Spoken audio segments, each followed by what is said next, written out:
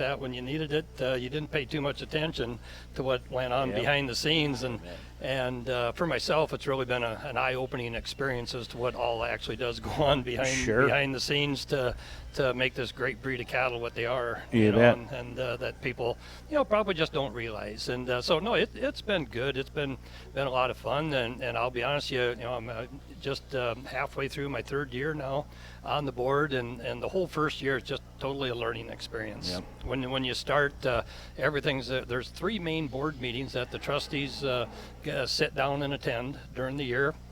It kind of kicks off with Denver during the Denver National, the stock show. That's kind of our where we hold the annual meeting and everything. And then when we get into the spring, that's really the spring one's the one that we really roll up our sleeves and get stuff done. We go out to Bozeman, and you might say that we go to the office at 7:30, 8 o'clock in the morning, and they pretty much lock the door, and they don't let us out of there in the night till we get done what we got to do. And we'll spend about 3 days out there in Bozeman in the spring, usually the end of April. And so that's our spring meeting. And then our fall one is the one that we actually really promote to the membership. It's fall focus. And it's a real educational deal. They rotated around the country. 2 years ago, we were up here in North Dakota, actually, up in Bismarck. And they were a great host and everything. And then last year, with the 50th anniversary of Simmental, they decided to move it back to Bozeman. So we had fall focus in Bozeman, and then this coming fall, and it's too far for me to know the dates exactly, but I think it's the end of August, possibly. I think around the 24th, 25th, 6th, something like that of August, I believe is what it is. We're going down to Manhattan, Kansas, and the Kansas Simmental Association is going to host us down there, and kind of the neat part is for the membership to come, they'll have a lot of educational seminars. They work with the land grant colleges there, and they'll get some seminars and things. Staff will be there, possibly putting on some herd book clinics and just, computer clinics and whatnot, and it's a lot of fun, and it's also a chance. And what we really invite is the membership to come, and it's an opportunity for membership to sit in on the meetings. On the board meetings. Yeah, exactly. And that's what we want. Ultimately, we're trustees out here, and we're working for the membership. The people, the areas that we represent, and probably the other thing too that was a real kind of I don't know if you call it an eye opener, but keep in mind there's 16 trustees on the board. And they represent 4 regions of the country. And so we go to breakfast, and contrary to what maybe some people think, some people are out there and they probably think us trustees get in there and fight and bicker and all this and that, and I'll be honest, it's the furthest thing from the truth there is. Everybody really gets along and respects each other very well. The thing you got to remember is everybody comes from a different part of the country. And like when we sit down, I'll sit down to breakfast, and I might have a guy that breeds Sim Angus cattle from the state of Washington sitting at the table, and next to him's a guy that breeds Simbra down in Texas, and next to him's another board member that's a full-bred breeder. And so ultimately the rules and everything that transpire that get made, they gotta encompass everybody. And you kind of got to get outside your little geographic location and get kind of a bigger picture of things, and then respect everybody's opinions from the different parts of the country, because honestly, when they start talking about Simbra cattle from South Dakota, I have not a clue. Exactly. And it don't fit this part of the world, climate and all that. I can see that. Steve, I know you and I talked after your spring meeting. You said you guys really got a lot accomplished. You got a lot of things. There's so many things that you had to get through and stuff like that, and people don't realize that how involved an association really is. And I think that's a real tribute. People doesn't know that you guys went in at 7 o'clock and didn't get out of there till 8:30, 9 o'clock that night. Every day. So I think that's a real. It's not all work, Val. There's we might have a beer or two afterwards. I ain't gonna lie. Well, by golly, but that's camaraderie of everybody sharing thoughts of how we can make the breed better, and stuff like that. And the other thing too is there's, and a lot of people, and I'll be honest, I didn't know how our trustee of the board works, but everything's done by committee. Sure. Okay. Yep. And there's four main committee, actually five with SIMBRA. There's the finance committee, there's the beef improvement committee, growth and development, Yep. and then activities and events. Yep. And and so everything's done by committee, and we meet by committee. And ultimately, there's usually 8 people on a committee, and when those people, they look up, roll up their sleeves, and look at the different issues that are assigned to that particular committee. And basically, if the committee feels there's enough interest or enough merit to bring a certain issue for the full board consideration, then they bring it up to the full board to look at. Right, you bet. Open up all the discussion again and go through it all. Yeah. And for the most part, in general, I think the full board, if they feel the committee did their due diligence, had their homework done, answered any questions that the full board had, a lot of times it's, I ain't going to say a technicality, but the full board definitely has the opportunity to ask the same questions or any questions, Sure. and to Sure. vote on different things. Sure, you bet. Steve, a little bit about cow herd roundup, the genomic part of it. Your thoughts on that big issue? We need it. We need the data. We need to be forward thinking on it. What's your thoughts on something like that? Yeah, like the cow herd roundup vote, I'll be honest, actually come from a BS session at our fall focus. Kind of one of the kind of the sessions that we really come up with some unique ideas is after the meeting. Our EVP or Wade, he'll invite everybody just to sit around and, hey, what's on your mind, guys? Right. And quite honestly, that's where the cow herd roundup come from. Sure. It was one of the trustees, he come and we were looking for data. We just, when you look at the EPDs, we get a lot of birth weights, we get a lot of weaning weights and all that type of stuff. But the one category that we were really short on all the time was the carcass traits. Sure. And things like that. And then the cow herd part. And basically, what he proposed to everybody is, would you be interested in a reduced rate to increase the genomic testing of your cow herd to help increase the accuracies of these EPDs and everything? Yep. And we kind of thought about it, and it's no secret, guys. I mean, financially, the American Simmental Association is sitting very well. Sure. And so us as a board of trustees, what can we do for our membership? Yep. And and that's something that and I realize not everybody totally maybe believes in the EPDs and whatnot, but in a roundabout way, it does affect everybody, whether you believe in it or not, because it's going to bring more accuracy to the cattle and the conception of the Simmental cattle better. Sure. So actually, ASA, us as a board of trustees, actually allocated up to $250,000 to go towards that genomic testing program. Oh, sure. And they were hoping for 50,000 samples that first year, and I think at last count we're at about 40,000. Oh, sure. So it's been real well received. Where the ASA put up the 50,000, that's in the form of a $5 rebate that if you would turn in a mature cow weight along with either or. Steve, I'm going to interrupt you. We're going to listen to Randy Daniels on the Rev that wins this class. We talked about that kind all day. To me, she just wins it pretty handily. There again, I just like that kind in that she's. Those are the kind, she's long enough body and she's wide enough base and she's big enough ribbed and she's stout enough. There's still some performance there. For us, we just worry about the cows getting too big for our environment. So that's a kind that's, I've said it over and over and over, sure appealing to me. She's beautifully presented. She's sound as a cat. She's really, really good footed. Tremendous up through her forerib and the way her neck comes out of the top of her shoulder. Love her rib shape, her depth, her center body. I just think a really, really nice one that we can anchor to win this class. Congratulations to you. These next two heifers, I swapped them. For me, when you put them out on the move, that's when they're going to separate. And I think the heifer that comes second, for me, is probably just a little sounder today in the way that she goes. She's real attractive, and that young lady does a good job with her. But that's a nice female. She's long-bodied and stout-made. gives you that real broody, cow-like kind of a look. Just a real nice kind. Third heifer, big rib, deep-bodied kind of a female. She wants to just knuckle up a bit on her pastern.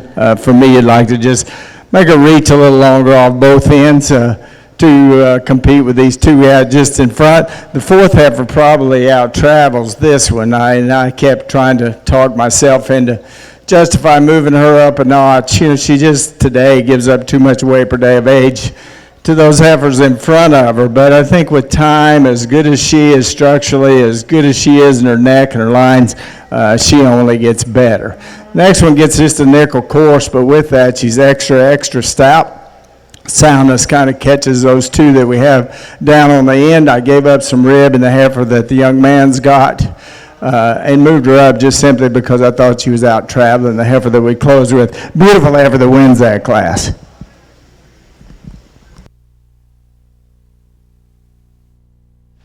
Okay, folks, in Class 37, the class winner Carly Henderson from Iowa was first. Second, Jacqueline Hilbrands, Minnesota, was second. Third, Kendron Meyer was from North Dakota, was third. In fourth, McKenna Heim from South Dakota. Fifth, Shelby Mackley from North Dakota was fifth. And sixth, Austin Rose from South Dakota. And seventh, Jade Tweet on that class. We're on the purebred division now. This is the early March heifers. Class 38, James Rossman, Haley Anderson, Drew Peterson, Josh Volk, Weston Schaffler, Sophie Klein, Kaler, and Tyler Kitzero. Really nice set of early March heifers in this class. This will be an interesting class here to go through. I'm sitting here with Steve Iocker, our North Central trustee, and Steve, I gotta just bring this up. It's just driving me crazy, and I think that it has been so refreshing that we have got Darla Agater as our new youth director. And I'm telling you, it's just, you can feel it out there in the barn, and you can feel it through the parents and the kids. They absolutely love her, and having Chance Uzadowski as her anchor. Yeah, I guess I'd sure like to comment. I guess first thing I'd like to do is thank Ebersbachers for sponsoring the broadcast here. Yeah, you bet. Thanks a lot to Ebersbacher Enterprises, and I know a lot of North Dakota breeders joined forces with you guys to make this possible. And it's all this little stuff that people take for granted, that if you don't have it, it just doesn't happen. But no, I tell you what, Val, we pulled into the parking lot yesterday evening, and some of the South Dakota people were coming across the parking lot. They were just giddish. They were excited. The kids were excited, and I didn't ask. I didn't say anything, and they said, "Man, this is great. We are having a blast." Hats off to the North Dakota people.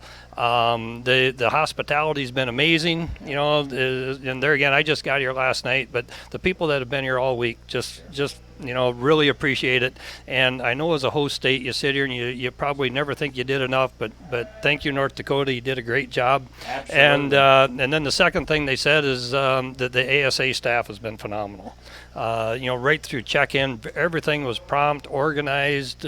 Just the I's are dotted, the T's are crossed, and just hats off to the staff from ASA, and Darla and Chance seem to make a pretty good combination. I mean, Chance is not, Darla's new to this deal. This is her very first regional. Exactly. She's been head of, so for her to jump in and hit the ground running is just Absolutely. very impressive. Chance, on the other hand, this is not his first rodeo. Chance has done a lot of programs. He's been doing all the programs for all the major shows for a lot of years. I think Darla having Chance kind of, and I wouldn't say behind the scenes, because Chance is right out front here lining up cattle and getting kids going straight, and Chance has got that great gift too of just knowing everybody. Exactly. All these kids, he knows them all by names, and honestly, Darla's picking up on that pretty fast too. When I was standing in the makeup area, she's calling for kids by first name, and that's a gift I don't have, Val. I'll guarantee you that. And But no, we're very fortunate, and I think you're right. There is a lot of enthusiasm. I was just back in the barn with the South Dakota kids again, and I tell you what, they are making plans for Grand Island next year. Sure. I mean, this is not even over with, and they're talking about calves they got in the pasture. They're going to Grand Island. We're taking the camper, and so-and-so's taking the campers. So it's infectious, Yes, and it's exactly. catching on. There's a lot of excitement. It's One really of the good. neat things that we had Darla up here and visit early with her, and I said, Darla, what's one of your goals? She said, we're going to grow this. We're going to make this one of the best programs ever.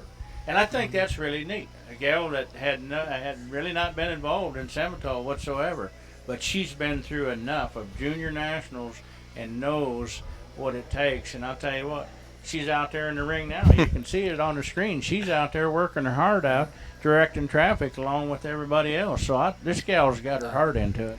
Yeah, she might need a hot tub tonight. She's putting on a few miles today, and I'll guarantee you, I don't think anybody's twisted more tails today than Darla has out there. Exactly. And yet she's got a program, and everything's running just like it should. So, You bet. no, it's really a neat event. It was just fun. Everybody's got smiles, and it doesn't help the weather's pretty doggone nice Exactly. too. You bet. A lot of people come up here and actually forgot their sweatshirt and were out buying sweatshirts yesterday. And although today it did warm up pretty nice, You bet. you get out in the sun, it's a little bit warm. But Steve, I know you're chair of the activities and events. Tell us a little bit what's going on there. Yeah, I tell you what, Val, we had a wild and crazy April board meeting. Some of you, I know, are aware of a few things that come out of there, but probably more so. There's a lot of things that people probably not even aware of yet.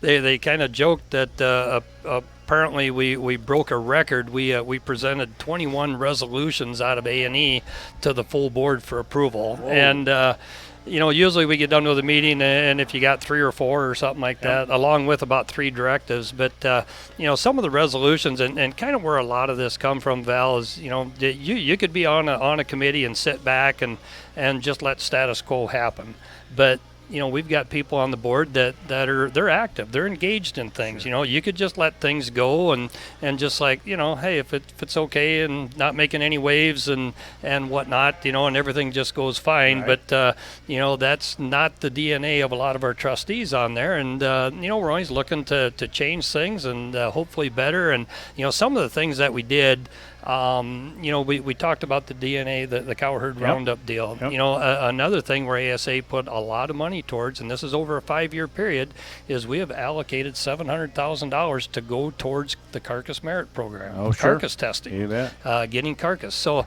there's one facet of our breed that and I'm just going to call a spade, probably felt like maybe they were left on the back burner a little bit. Yep. And we made that our goal going into our spring board meeting to look at some of the show side of things and what can we do for our membership, Right. that let's just say make a living selling show heifers and Sure. things like that. And some of the things that come out of there is right with these regionals. It used to be where ASA would give the host state of a regional $2,000. Mhm. We have moved that up to $5,000. Sure. We did that at our spring meeting. We got that through our A&E committee, through the full board. Another thing that kind of come to the forefront is these host states that put on our 4 majors. Right. And by the 4 majors, I mean Kansas City, the North American, Denver, and Fort Worth. Okay, Steve, I'm going to have to interrupt you. We're going to listen to Randy Daniels on this class.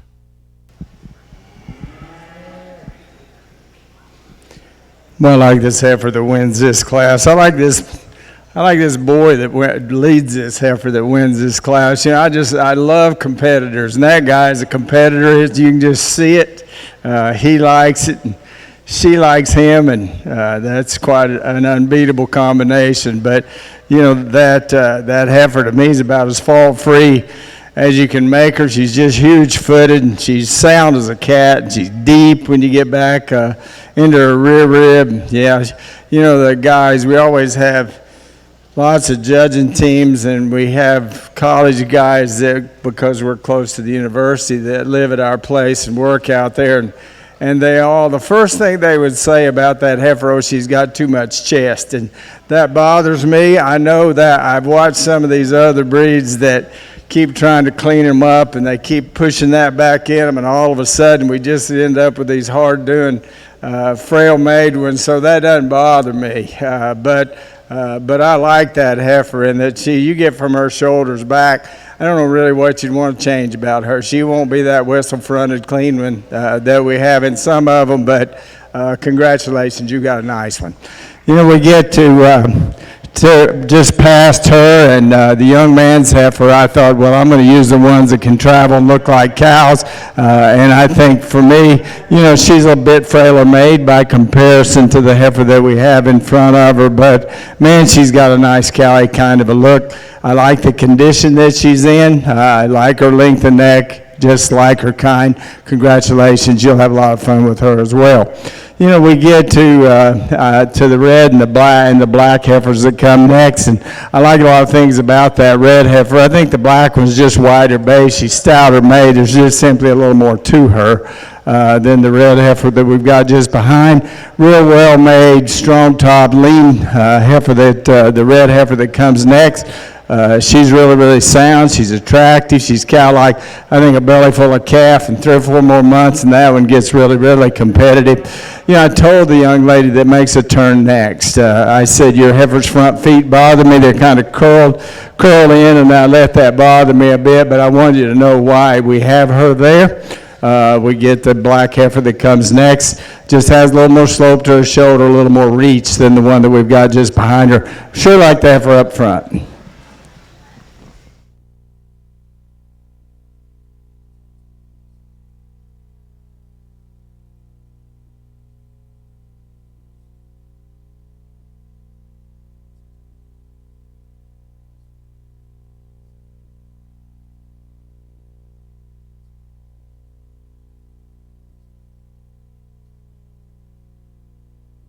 On Class 38, purebred heifers, early March heifers. First in that class, James Rosman from Minnesota.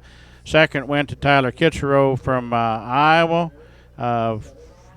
Fourth, we seem to have misplaced one here somehow. I think it was Sophie. Yeah, we can't really tell you there. Fifth goes to Drew Peterson from South Dakota. Sixth, Haley Anderson. Sixth would have been Josh Verlick, and then Sophie Kaler. We're not quite sure on that. We didn't have our paperwork quite right on that. But first and second in those classes, James Rosman, Minnesota. Second was Kitcherow from St. Charles, Iowa. Now we're on to the February purebred-owned heifers. Really big class of these February heifers. When you get the heat turned up in this baby here, there's some good heifers in here, and we'll find out who surfers to the top here. I'm back here live auctions. We're talking with Steve Ioch, our North Central Regional trustee, and Steve was telling us a little bit about how they've allocated in their spring meeting about these major shows and these regionals and in the junior national. Steve? I think what I was talking about, Val, was just a lot of resolutions that come out of A&E, and I touched on a couple of them there in the last class. But also there was one where we allocated. We appreciate the host states of our major shows. Yep. You take Kentucky out there, and the Kansas City Royal, and the Colorado Crew, and yep. I'm probably myself with my location a little more familiar with the Denver Stock Show. Just we go to the annual meeting there, and we all know like the Colorado State Association's not a big association. No, they're not. They're small, but they're mighty. Yes, and they are. You might call it a token of our appreciation in a roundabout way, but we allocated $10 per nose entered. Not that shows. $10 per nose. Per head entered. Yep. Okay. At these 4 majors. Yep. So, for instance, last year at the North American, I was told, possibly 700 head entered. Do the math. That's $7,000 to go to their association, to use into these shows and whatnot. And because, let's face it, these state associations are taking on the work and promoting the whole breed. Correct. They're not just promoting Colorado Simmental Association. It's Simmental cattle in general. People come to them shows from all over the country, and we only felt that it was fair that that ASA, step up and help with that. And granted, ASA, they're sending staff and and et cetera there too. But along with that was also a lot of documents, Val. And actually we put together a subcommittee last spring, just because it's too much to do as a full committee, and we put together a subcommittee, and I tell you what, the hats off to that crew. They rolled up their sleeves, and I just told them, guys, if it's PTP, it's fair game, because we had so many documents that were outdated. You'd look at them and it was written in 2003, 2005. It might have had people's names on these documents. Some of it's trivial. It's just paperwork. People's names that haven't been with ASA for 10 years, And so, I mean, they went through everything from the PTP show hosting responsibilities to the PTP guidelines to the PTP judges list. I mean, it was all, and there's, 70 judges on the list, and they made phone calls, contacted people who knew people, because, let's face it, with 70 names, some of those names been on there for a while. They're maybe no longer in the cattle business, refused to judge anymore because they're not in the cattle business. So took a few names off, and there again, we're always looking to add names. Sure. If any organization, state association out there has a name that they think is a possibility for the PTP, get a hold of us. We'll get an application. We'll get it filled out. It's got to go through committee and then through the full board, get them approved, and they're on that list. And then the other thing they did is right now, and I've looked at it, you go to our ASA website and you pull up the PTP judge list, because there is a rule under there that if a judge judges a major show, being our junior national for the juniors or any of the 4 majors I talked about before, they cannot judge for 2 years. Okay. Sure. Nobody ever knew about, when's the 2 years up. Well, now they went through, and if you look, there's columns on there. It says what show they judged, when they're eligible again. Right. That all come out of our committee. The show hosting responsibilities, that was a big one. That's about a 4-page document, and it's what, let's just use the North American, for example. It's, what does the host state, what are they responsible for when the show goes on? What is ASA responsible for? And we redid a few things, most of it trivial. The one thing that I think is going to, ASA, we want to make a bigger presence at these shows. Sure. Let's face it, some of our ASA staff, they would go there and probably worked out of their briefcase. Sure. Okay. Yeah. We really want to have an ASA booth at these places where staff can be there, where people know where to find them. All of our juniors are there. They're helping in the ring. They're helping do things. A place where they can go and hang out in between the shows and things. A place where we can host a meet and greet out of if they want to have a pizza party, something like that. And the other thing that we come out of, and I'd be honest, I don't know if it's out in the public or not, but we're going to redo how they check in cattle at our major shows. It used to be where you had to bring your live animal up to a chute. They bring them in, they read tattoos, all this and that. Now with the new format, and this was based off of a show in Texas, I guess, does it this way. They said it works really well. Basically, you'll just bring your registration paper to they'll announce the check-in time. You come up, bring your registration paper, you check in at the desk. Okay, they got you checked in. Our process for checks and balances is going to be all the classes when they come through the ring. The first and second place winners of each class will be pulled off to the side. They read their tattoo. Oh, sure. Okay, that's how they check, and just to make sure the tattoos are verified with the paper. Okay, if you do not have a tattoo in the animal, or it's a wrong tattoo, you will not be eligible to go back in for the division champion. Right. Okay. Sure. The overall grand and reserve champions will have hair pulled for DNA to verify the champions and reserves at the end of the show. And then also, a process of the checks and balances, there could be 3, 4, 5 head, just random checks for DNA. Yep. That's to eliminate all the cattle having to come to the chutes. And like somebody said, that they had one time where an animal didn't have a tattoo in that was in the first second. It left a hole out in the division drive there, and let's just say it's never happened again since. Exactly. So that'll be new, and hence more reason to have that ASA booth there and presence. You bet.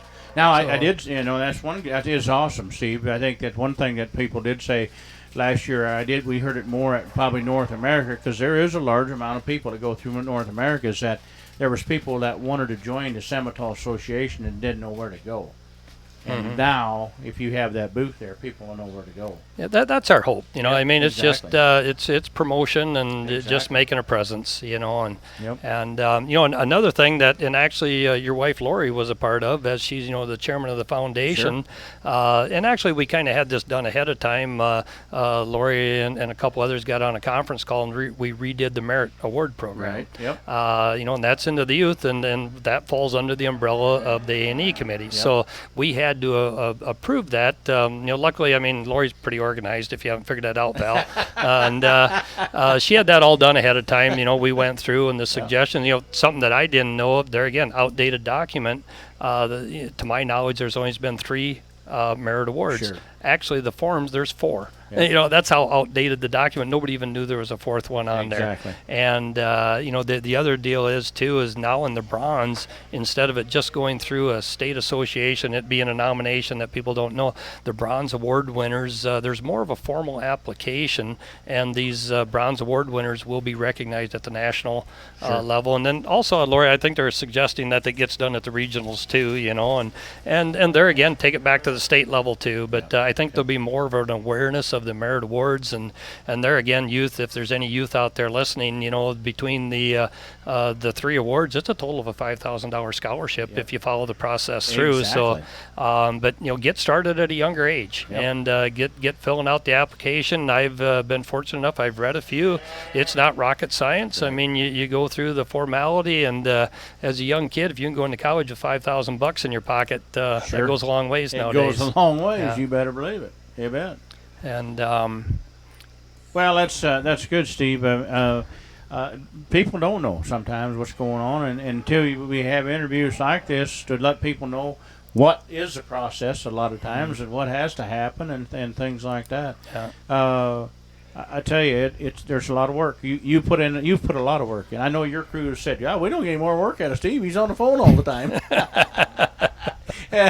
But I'll tell you what, Steve. I know I've called you many times about different reasons or whatever. Your phone's always on, and I encourage people to call your trustees in all the regions, just not in this north central region, but in all your regions, you know, and stuff. Another thing I happen to think about while we're talking here is that we have an opening coming up here this fall for election for a trustee, correct, Erica? Actually, there's 2. My term is up also. Yeah. Oh, well, Yep. he was. I'm assuming you're going to run against him. Oh, I don't know, Val. Depends how nice you are to me on the rest of this interview here. No, I guess I've already told Linda out at ASA I would throw my name back in if they'd be willing to have me. And, you know, and Kathy and I talked about it. And, you know, I'll be honest, guys, you know, there's a lot of conference calls goes on on this. I talked about the 3 main meetings, but there's a handful of conference calls. And then if you get to be a chair of a committee, there's a lot of work getting done in the office. And I'll be honest, I'm not an office type person. So it's hard for me to sit down and you know, in order to do a job like this, I'll be honest, you got to have the crew at home that'll support it. Exactly. And I was fortunate enough that 3 years ago, I think we sat down at dinner and I told the guys, here's what I'm thinking of doing, and because I'm not going to be here every day. And they all agreed, and the other big part, at least anybody who knows our operations, my wife Kathy. She's kind of my backbone, who covers my backside, and I'd say that goes for both of us, buddy. Our wives take care of us. Oh shoot, yeah. Yeah, Erica Correct. is done though. Yeah, this year. So we have To fill- finish that, there is one total empty seat, and exactly. and you know, and I encourage people, you know, to you know, take time, and you know, I was asked to do this several different times, and you know, when is the right time? About 5-6 years ago, I was approached. Well, my dad had passed away, and and the farm, we were in a transition period, and naturally that just wasn't a good time. But we kind of got that some things settled over there, and then my youngest son's back to the farm now, and with the guys at home, it just allowed me to be able to do it. And you know, and then actually Kathy, she kind of joking, she said, "You kind of like it, don't you?" And I said, "Yeah, actually I kind of do." You know, it's been a learning deal. Steve, anytime we can make a betterment for a breed that we love, you enjoy what we do. I mean, we enjoy our sale management business because we love the betterment. We have a love for great cattle, no matter what they are. If it's performance oriented, or if it's these youth, or if it's a show ring, we are 100% for making the breed better every day. And that's and you do too. And every day you get up, I'm sure it's you and Kathy talk about something. The word Simmental comes up every day. It does. It They're does right out. tomorrow. They're right outside my window. It's the first thing I see. It's the first thing I smell when we open a window too.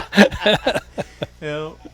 I guess the other thing I'll touch on, Val, and it's no. I was going to almost let you off the hook here. You've been nice. You haven't really. We all know that we don't all know, but out of our spring board meeting, a lot of decisions, and one of the documents that we worked on was the PTP rules and guidelines. Right. Okay. Yep. And along with the guidelines, it's I think a 2 or 3 page document, but there was one line item on there, and I think it was like 2B, and that item had said minimum percentage allowed for the percentage show to be 1/2 Simmental. There was one board member said, would anybody consider moving that to a 3/8? Well, naturally, it brought up a lot of discussion. Sure. And keep in mind, this started in the subcommittee. Sure. And brought up a lot of discussion. But there again, the subcommittee's job was, if they thought that it merited enough thought or enough merit to it, to present it to the A&E committee. Right. And, Okay, Steve, yeah. we're going to continue this. Oh, I'm all done? Okay, no, thanks, no, Val. no. Okay. We're going to listen. Randy They're Daniels deep. on this class. There's some trade-offs as you go down through here, and I'll try my best to take kind of what I see. The heifer that I'm going to use, to me, she just really complete. I guess compared to the heifer that we have just behind her. I like the size and the shape of her foot better than the heifer that comes second.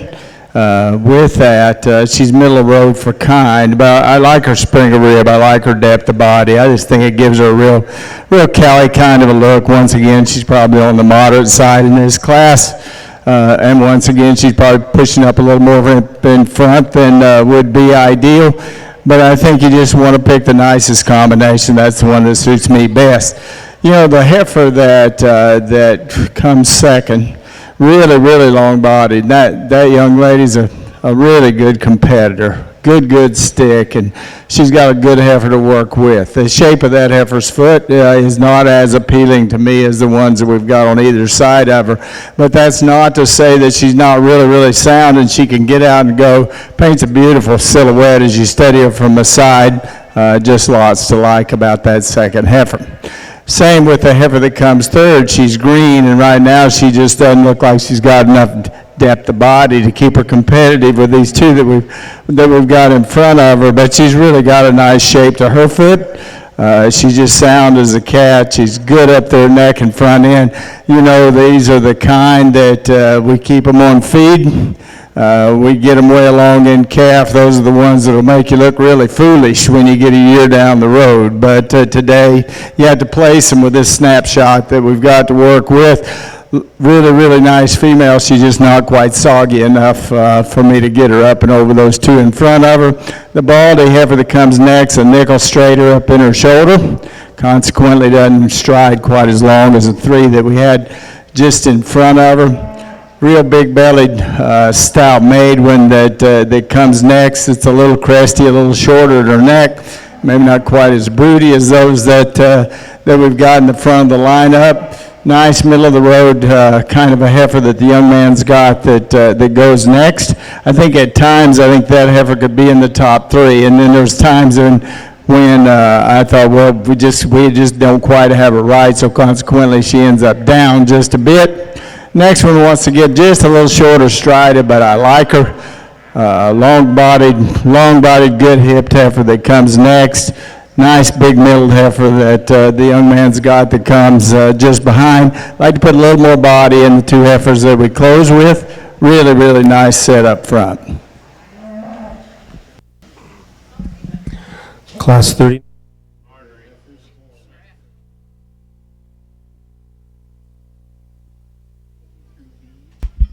Okay, folks, in Class 39, purebred females, that was the February females class winner.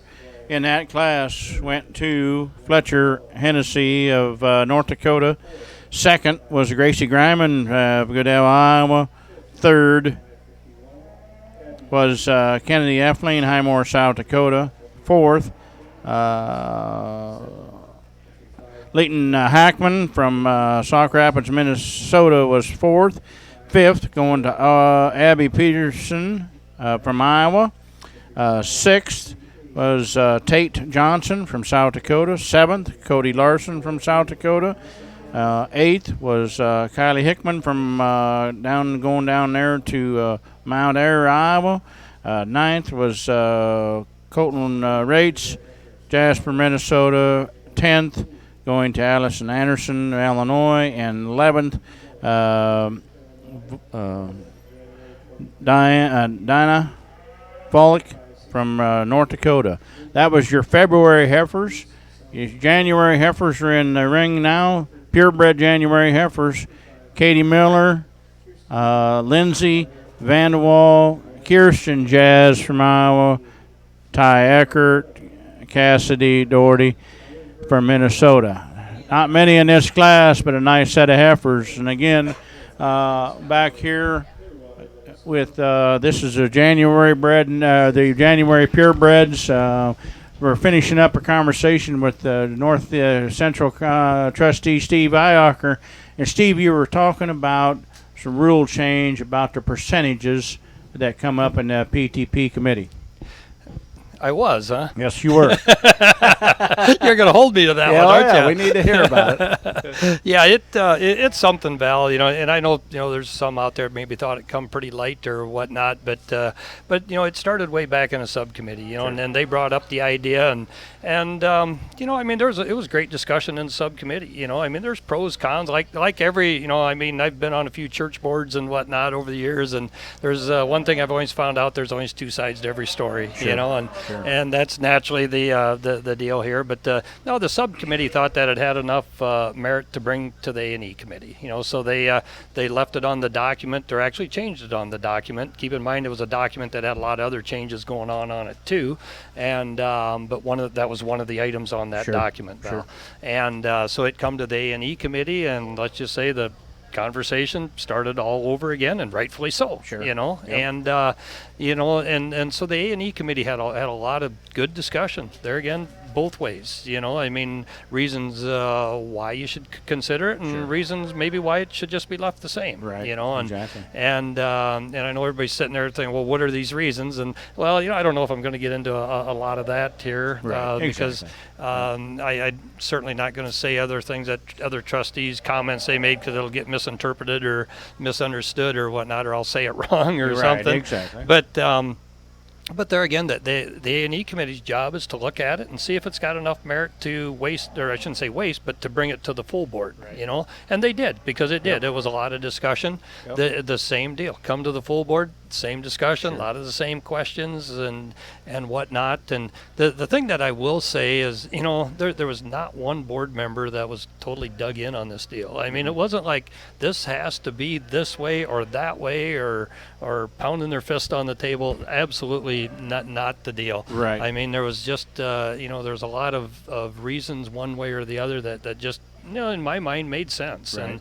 And I'll be honest, when and what I can do is speak for myself. Sure. And when I left the meeting, 'cause another protocol, what happens is we read all the resolutions to the full board one day, and then they got kind of a waiting period before you actually vote on it, so you can have time to think about it. Right. That you don't get caught up in a conversation, or we all know how some meetings Right. go. You can get a dominant person or two and can sway an opinion pretty heavy or something. Exactly. It gives you a chance to sit back, make your own opinion. And consequently, when I left that night, I was on the fence. I didn't know which way to really go on the deal. And even right now, you're still Sure. the more you hear about it in one way or another, the more you kind of, at least in my mind, Right. can be persuaded one way or the other.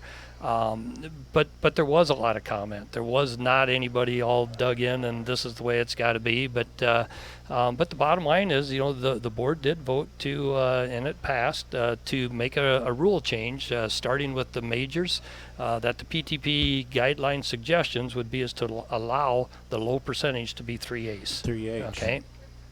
And consequently, one of the big discussions, and it's probably my fault as A&E chairman, because we talked about the rule change, and then we talked about when to implement it. When should the start date be? Consequently, our conversation got strayed a different direction, and we got talking about the PTP judges I'd talked about before, and it was like, what constitutes a PTP judge here? Well, we forgot to come back and set the starting date on it, and so we kind of had to deal with that after our board meeting. Sure. But Sure. so but anyways, the junior. We're going to listen to Randy Daniels on this January class. I told this young lady with this nice red heifer that I sure was glad to see her, that it'd been so black in here today, and all of a sudden here comes a really nice red heifer. To me that's one of the nice females that we've seen all day. Just as sound as she can be. She's got a huge foot, whirls a body, and still relatively lean and so cow-like, and her look from the side, I like her a lot. So congratulations to you. The heifer that comes second, lots to like about her. I think she's not as stout made. She's not as big ribbed. She's not as bold as the red heifer that we have that wins a class, but that's not to say she's not plenty good as well. She's really good top. You do a beautiful job with her. Somebody was a good fitter that helped you get her ready, or maybe you did that all by yourself. But congratulations, nice heifer that comes second. The one that comes third gets just a little coarser, right through the point of her shoulder. But I think for me, those two heifers, I switched them there in the end. I think she was just a little sounder in the way that she goes. Looks like she's going to be great uddered as far as her teat size and spacing. You can already see that her forerudders going to tie in almost to her navel. Just a nice cow in the making. And the baldy heifer that comes next, I like the baldy just behind her. She wants to break in her top. She gets a little easy when we get her out on the move, and I think most of that starts at the ground. She's just not quite as big-footed, not quite as sound made as the heifer's just in front of her. And then the one that we close with, she's not one to get around too well behind, but with that, just gets a little tight, a little tucked up in her flank, still real long-bodied and really good line. Nice class. Results of Class 40. We are finished up Class 40 purebred heifers, the Januaries. On the purebred owned, first went to Kirsten Jazz from Garner, Iowa. Second went to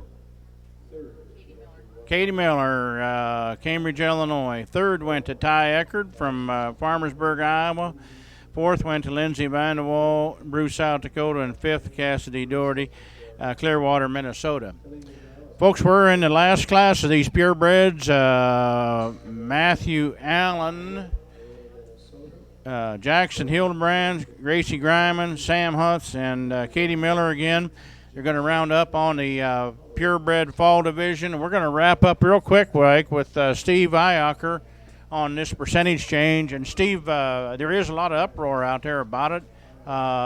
What do people need to do? Get a hold of their trustees if they want to visit about it, or what do we need to do? What do you mean uproar? I haven't heard a thing about it. I think you have heard a lot about it. Well, it's there again. Us as trustees, we're here to serve the members. Yep. And naturally, I naturally welcome any member input, whatever we can get. And I guess the thing that I actually appreciate, or what I personally have asked for, is if you got time, send me an email. Because that's something that I can, and then I would also like permission on the email to share it with the full board. Because, I've gotten a handful of emails, and a couple of them, and I've responded to everyone that I've gotten so far. And, and a couple of them I have asked permission to share with the rest of the full board, have not gotten permission. So consequently, that email sits on my desk. It doesn't go any further. Sure. Because, without permission to share it with the full board, I feel like I'm, not being politically correct or something there, or not proper.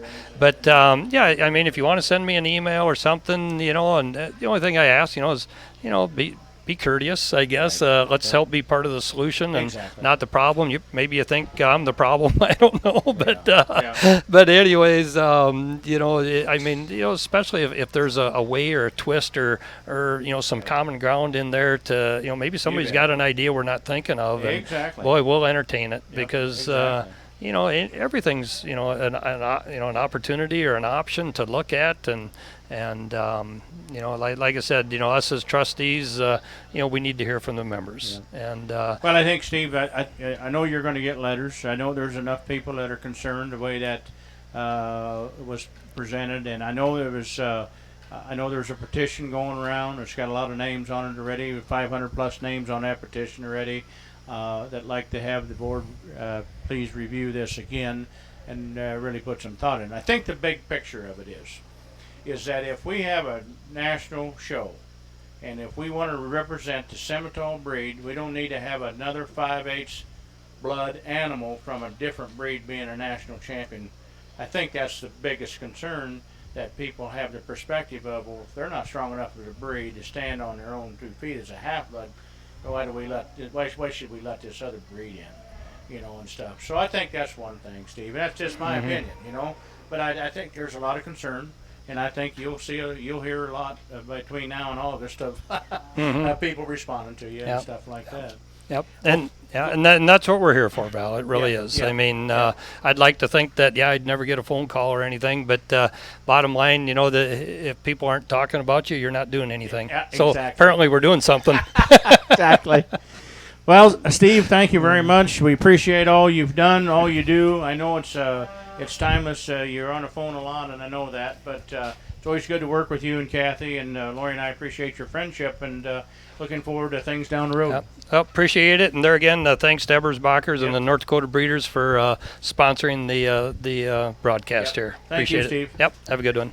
All right, folks, we're on the last class here. Purebred heifers, 41. We'll get Colonel Dustin Corner back up here, and he'll get announcing on all of our division winners and champions and stuff like that, where we're going. And I'll tell you what, for you folks that were listening to our interview there with Steve Iacher, really important that you do call your trustee and share your thoughts on any ideas. And then if you got new judges, anything about the PTP show, they can't help you as breeders out there if you don't hear from them.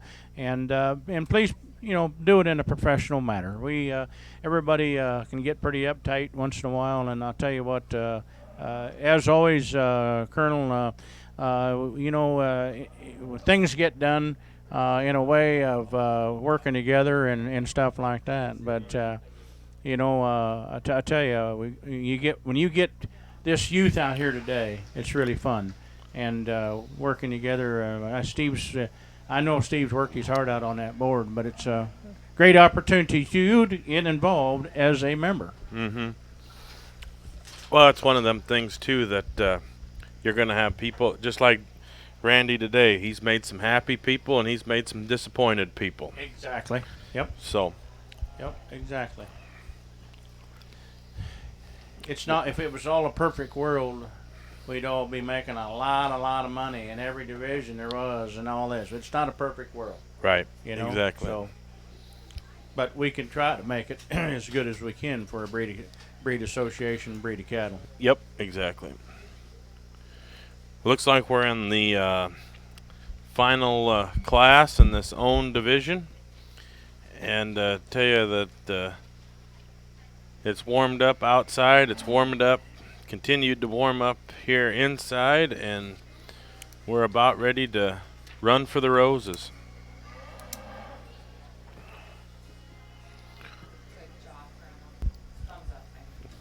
Folks, I'd just like to run through our sponsors one more time on live auctions today. Terry Alex and Simmentals, Kenner Simmentals, Lazy Sea Diamond, Klein Simmentals, Wilkinson Farm Simmentals, Beekler Simmentals and Red Angus, Edge of the West sale, Dakota Express. Those guys always do a great job. Quan's Brothers, and end up on Scott Bailey and his family, the Bailey Livestock. I tell you what, folks, it's without these sponsors helping here today, this wouldn't be possible. My hat's off to North Dakota. They've done a tremendous job of putting this on here today, and they're North Dakota strong. They're North Dakota Simmental strong, and did a great job of hosting here. And I tell you, I'll give credit to Darla and Chance and their crew, their team. Randy has not waited one bit today for cattle. Nope. We've moved right through them, Dustin, and I tell you what, that tells me that things are organized. Yep, exactly. Looks like we're walking the top 3 in this last class of senior yearlings. Randy will have a placing for us here shortly, and then we'll be on to Champion Drive.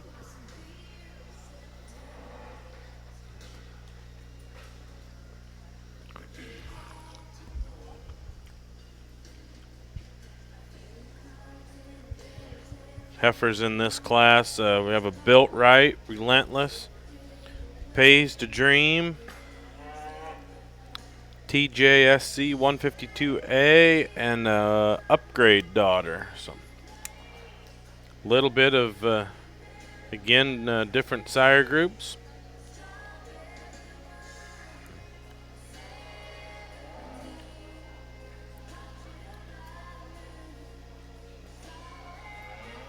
Our crowd continues to hold in there here for our final 2 classes. Here's Randy. Probably it's a good thing we're getting towards the end, because that was about as hard. I told Darla I'm going to the bathroom. You can figure out how we're going to place these. That's tough. You know, the young man's heifer that ultimately wins this class, that one just continues to grow on me, and I think most of that. I compare her to the 2 we've got just behind her, and she's certainly sounder and more athletic in the way that she goes in the heifer that ends up in second. She's probably not as pretty as you study her from the side, but I think just in some things for me, I just can't compromise on. And for me, you get one that's that big rib, and she's that full up through her forerib, and still has a cow-like kind of look, but she's just extra sound, and that's the reason that she's going to win this class.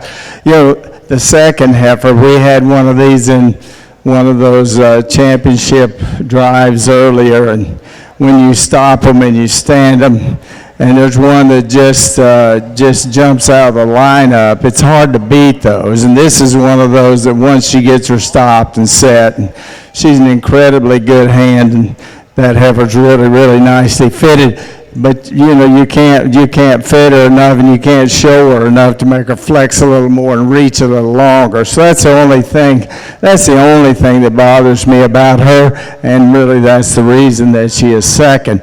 You know, really good numbered one that comes third, and she travels better than the heifer that we have just in front of her. Lots to like about her. I get right on top of her, and she just gets a little narrow, and she gets a little tight right up through her forerib, and you just wonder about what it'll take to maintain her. And so I think, well, I've got to make some logic out of this, and this is kind of where she ended up. But still a nice cow in the making in that heifer that comes third. The 2 heifers that we have down on that end, still good kinds. They're in here with the cattle that have a little more balance, have a little more look, a little more class, but good set of heifers, especially nice up front. Results of Class 41, pure. Results of Class 41 purebred heifers. First place went to Jackson Hill Brands from Holloway, Minnesota, with the heifer sired by Relentless.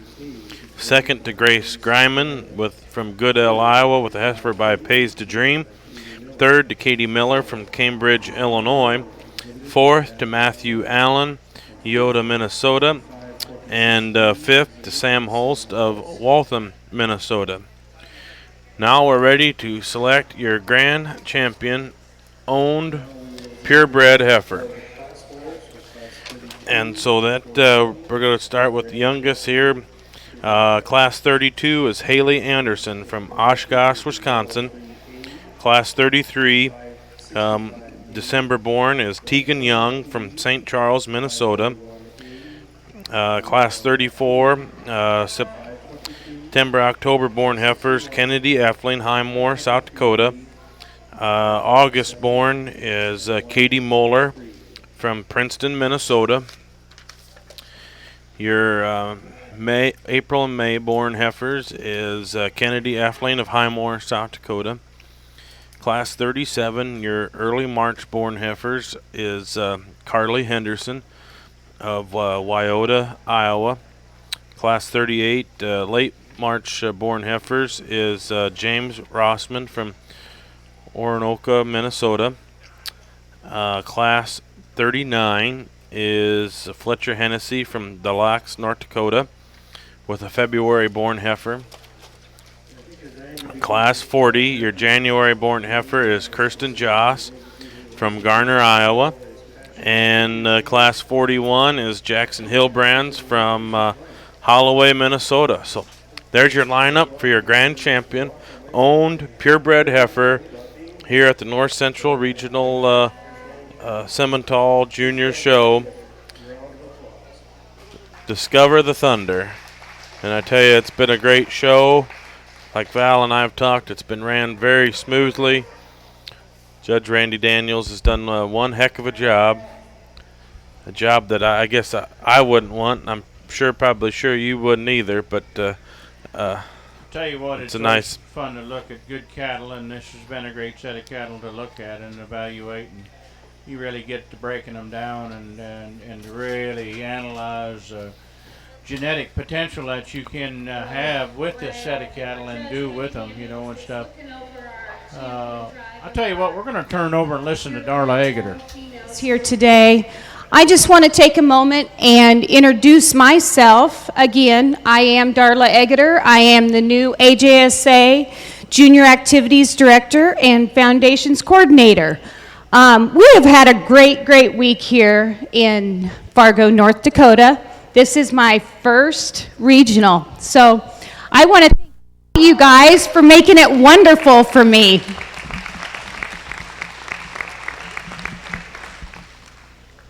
Again, I also want to thank our North Central Regional Committee. They have put on a fantastic regional. Let's give them a big round of applause.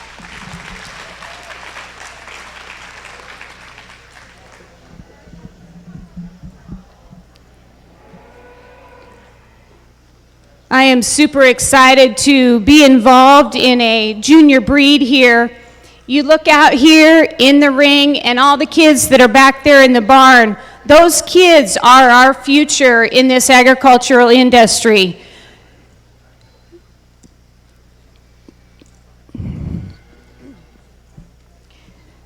Exhibitors, I want you to do one thing today or on your way home tonight. I want you to thank your mom and dad, grandma and grandpa, or whoever has brought you here, because this is a great place for education, and you will learn from all these things and all the contests that you have participated in this week. You will take these on into your adult life. Again, let's put our hands together and congratulate all these exhibitors out here today and all of our contestants throughout the week. Thank you.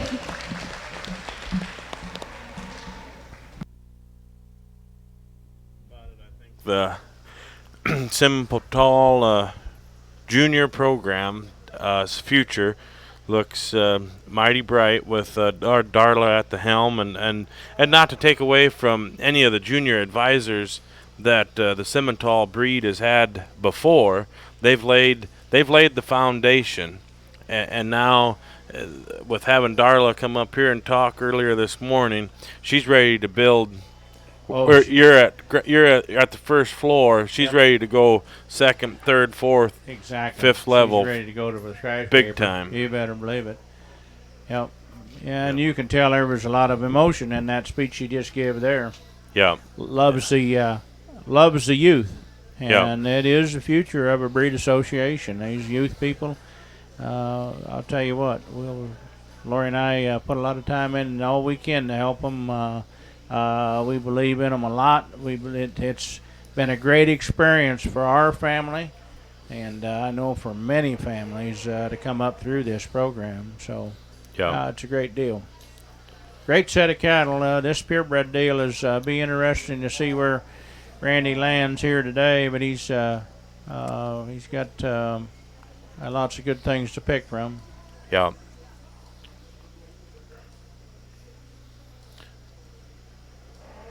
Definitely a set of very functional heifers, depending on where you want to go, how you want to get there.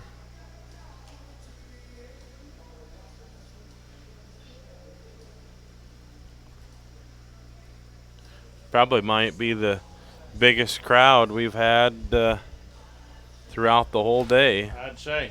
You bet. Watching this final drive.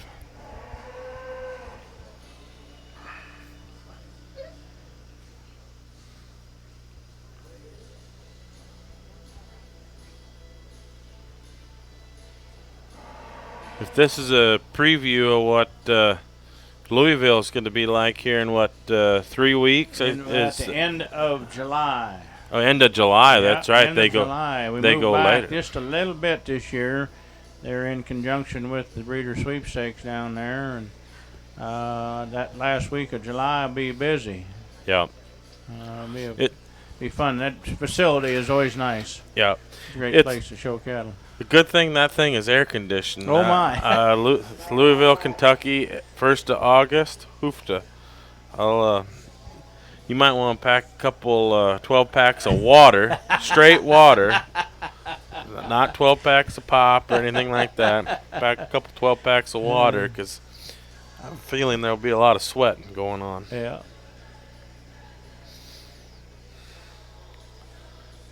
And a lot of these, some of these cattle will make the trek down there. Some probably won't, but. Yep. I know one. I think they what Darla say over 800 cattle entered. Yep. 400 and some juniors entered, and I know there has been some conflicts already with county fairs starting up end of July. That interferes with some families. I know that would normally be going and stuff like that. But I tell you what, you talk about dedication. That it's amazing how many people will load them up and go, and it's always a great camaraderie and great friendship. And we went everywhere. We didn't go to, I think it was in Louisiana one year. We didn't drag all the way down there, but we went to Texas. We went quite a few of them, and it's amazing how much fun you really can have. Right. And that's what makes these regional shows so nice, that I don't think there's really any other breeds out there. I'm sure that there's some regional shows, I know, in the Angus deal, the Eastern Regional and Western Regional, but not a Midwest Regional and a Southwest and all that. And so it makes it nice for the kids that don't maybe want to travel if the national show is a long ways away from them, but still give them a platform where they can compete against a lot of their peers, not only for the cattle show, but also for all those leadership contests that we talked about. Right, exactly. Yep. Want to thank our sponsors one more time here today as we're winding down. See, you have Wilkinson Farm Cemetery. They're up on the screen here right now, and all of our sponsors that have been rotating throughout the day here. And I'll tell you, Terry Ellison, Kenner Cemeteries, Lazy Sea Diamond, Klein Cemeteries, Beeklers, Edge of the West, Dakota Express, Quan's Brothers, and Bailey Livestock. We just want to thank all of them. We invite you to get a hold of them and to be involved. Give them a call. In any inquire about any of their programs, or make sure you get a catalog from them this next year on their sales. I tell you what, you can spend a week here in North Dakota on cemetery sales and hit a lot of them, and it'd be as good a place to go if you want to go see a lot of different kinds of Simmental, but really productive Simmental cattle, and stuff. Yep. Randy's Yep. going to make some comments on our Champion Drive.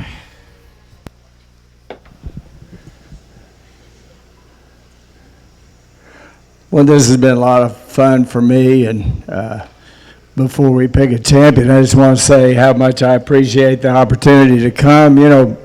Karen and Kim were the ones that had contacted me, and I thought, I'd known Karen from years back when they were in Kentucky, but of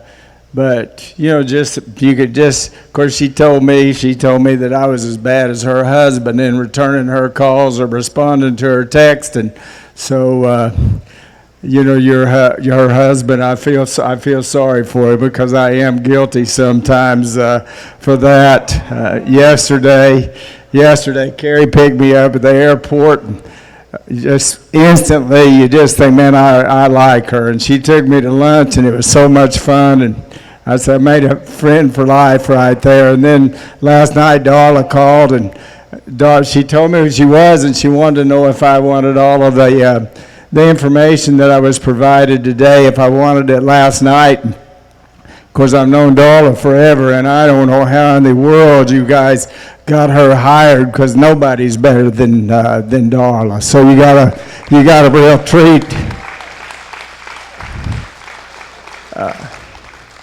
And the crew that's here today, the young ladies, they said they were going to stay in the picture bag drive this morning, but they helped all these guys and the girls that were here in the ring. It was just so well organized, and it makes it a lot more fun when you get in here and judge, when you have people that are as competent as they are. You got leadership like Darla, then she's been here more than any of us. So anyway, I know that I'll miss some people, but you could tell that their hearts are in the right place, and just a terrific show. So I appreciate the opportunity to be here. I'd like to just ask you to give all the people that work putting this together a big round of applause before we talk about these cattle. This has been a fantastic show, and I know for me, I get a little hard-headed sometimes, and I think, just not going to compromise on some things, and I'll let frame float a little bit. I prefer the ones that aren't quite so big. You've heard that all day, but we haven't had an unsound one that you had to use as a winner. The cattle, we've had good ones. I tried really hard to incorporate the information that I was given, and finally I decided it was an impossible task, and I apologize for that, but maybe didn't prioritize that quite as much when we got into these purebreds as maybe I should have, but I thought it was difficult enough to come out here and pick the ones that just really suit you for soundness and kind and cowiness, and we had lots of those. So for me, as you go through, and I'm not going to talk about again every one of these heifers that we've got out here. It's kind of, and I'm not saying I haven't used as many calves as anybody, but this division's kind of like we have had earlier, good calves that you were proud of that won those calf classes, but when you get into these big, stout, soggy, older ones, it's just really hard to compete. So that's not to say I'm throwing away those first 4 class winners, but it's just exactly the same scenario that we had earlier. We get to the young lady's heifer that's right in front of me. Lots to like about her. She's green. She doesn't have as much body. She doesn't have as much rear rib maybe as some of the cattle we've got behind her, but she's fundamentally good. She's good at the ground. That's the kind, again, we feed them and we get them way along in calf. She'll be really tough on down the line. Real moderate one that we've got just behind her, but a really sound one. And I reached out and used one of these a while ago just simply because I thought that she was the soundest one that we had in the group. Kind of a low input, big ribbed one, so that one's really appealing to me. You could tell in my comments on that slick black baldy that I liked her, and I know my show buddies will comment on her front end and her chest, but But again, to me, that's our reserves for next winter when it gets a little bit tough up here. She's got something to draw from. But she's just as sound and big-bodied and cow-like as she can be for me. The heifer just behind her is just, man, she's just got a cool look to her. I think part of that, she's so good in her lines, and her neck comes out of the top of her shoulder high, and just gives you a really, really good look. I said a while ago I was glad to have that red heifer because we just haven't had a red one that got along. We didn't have very many to pick through, but we didn't have one, and then all of a sudden that one comes in. I just like her a lot. You know, I think there's this, you talk about trouble-free ones from the ground up. That one's about as trouble-free. Has a lot of body, and she's still relatively lean. Just love to have a set of cows like that red heifer. Excuse me. And then the guy that won this last class, that was one I was going to give to Darla. That was really hard, you know, but that heifer won that class because she balances upright and she's just simply better on her feet and legs than the ones that we ultimately moved her around. So, you know, I think a guy could justify about anything in here. There's 2 or 3 of these that I just really, really like. I hope you guys appreciate them. Again, I just want to say it's been a wonderful opportunity for me. Great hospitality up here. Let's give everybody a great big round of applause. Appreciate the day.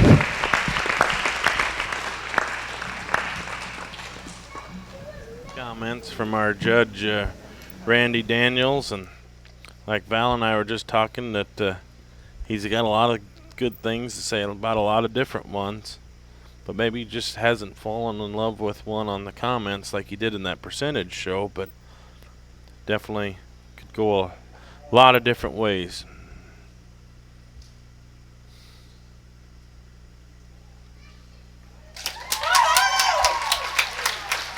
Your grand champion, purebred owned heifer, came out of class number 40, exhibited by Kirsten Jaws of Garner, Iowa. She is sired by WC executive order. That's a pretty neat story there. Dustin, Kirsten is your reigning president of this junior AJSA program, and she had champion bred and owned heifer there last year in Minneapolis, and that's just absolutely cool. Yep. Coming Besides from being a really good red heifer. You know, there's a history here behind this red heifer. Back in 2005, I think it was 2005, we were in Missouri, Sedalia, Missouri. Her sister showed a heifer named Peaches.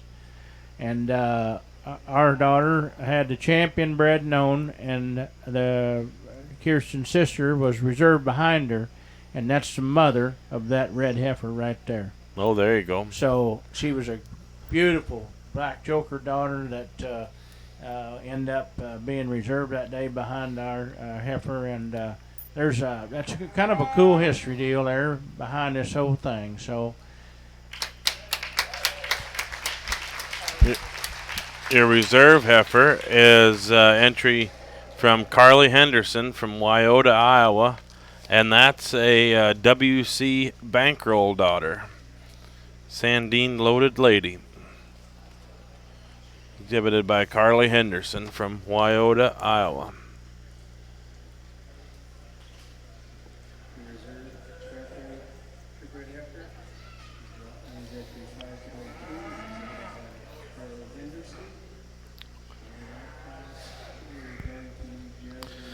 Now we'll go 10 deep.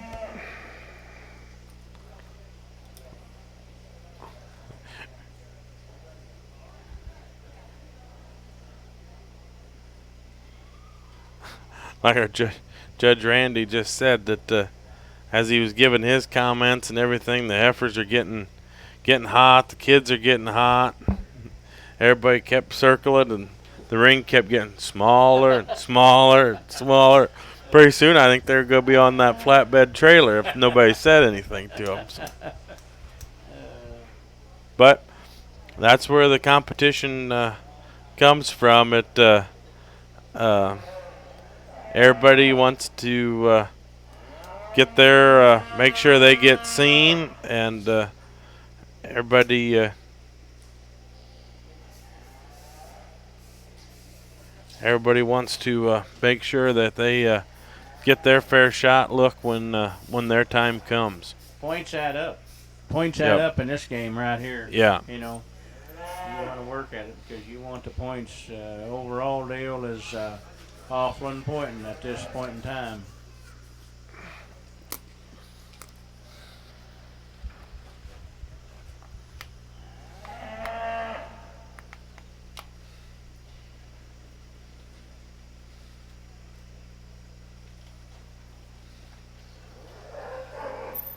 There we go. Now we got our full-size ring back, and we're on to bigger things. Like Kennedy Effling will be third overall.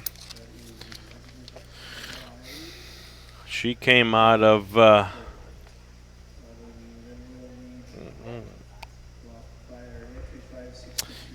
class 36. That's your April and May born heifer. Now 161. 38. Yep, James Roseman from Oroka, Minnesota. So, an executive order.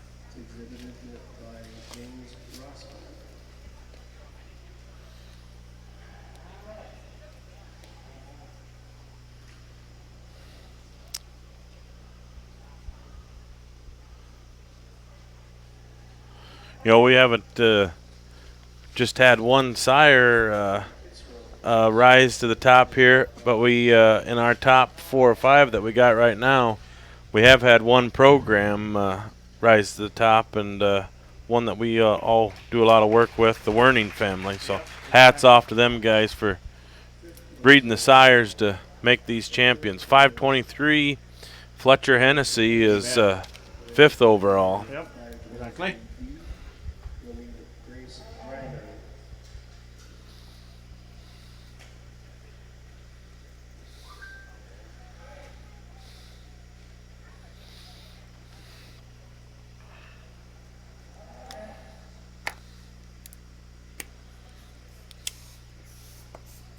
Gonna go down there and get that fall. Of You Hillbrands. bet. Jackson Hillbrands. From Holloway, Minnesota. Sired by Relentless.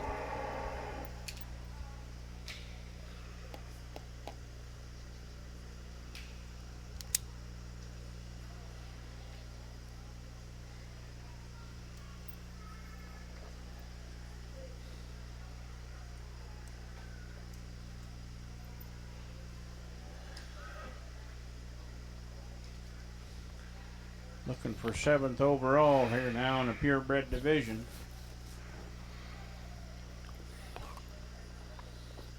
Still got 4 to pick.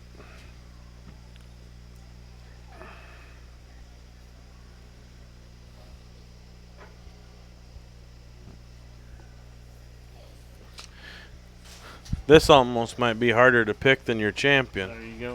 Lucas Wisniewski from Wyoming, Illinois.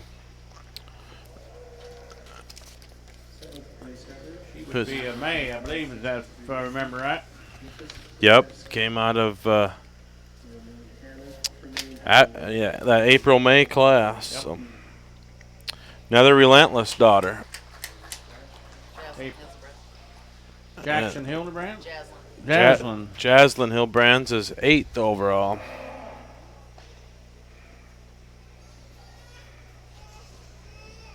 Holloway, Minnesota. That's a 2020 daughter.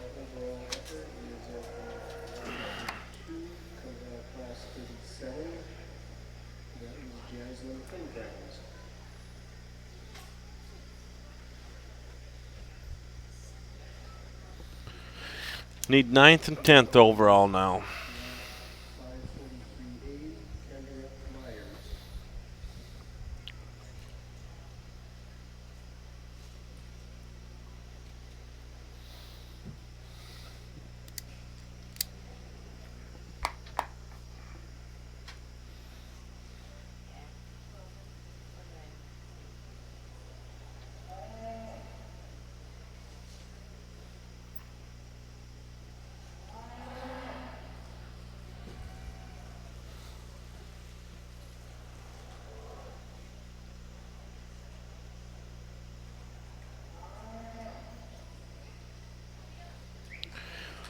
Tracy Grammon. Yep, 515. Out of that February born class from Iowa, Prophet daughter. Need one more to fill out our top 10 in the purebred division. Folks, I want to thank our sponsors one more time that's been on live auctions with us today. Terry Alex and Semitoles, the Kenner Semitoles, Lazy Sea Diamond, Klein Semitoles, Wilkinson Farm Semitoles, Beekler, Doug Beekler, Edge of the West, Todd Fink and his crew, Dakota Express, Wade Stagley and Kevin Hansen, Quantz Brothers, Jason Quantz and their team, and Bailey Livestock. I want to thank these guys, and I tell you what, if you have the opportunity, please thank them yourself. It's been great. Live Auctions is providing the services here today. Your 10th overall purebred female. Didn't catch a number, did you? No, I didn't. And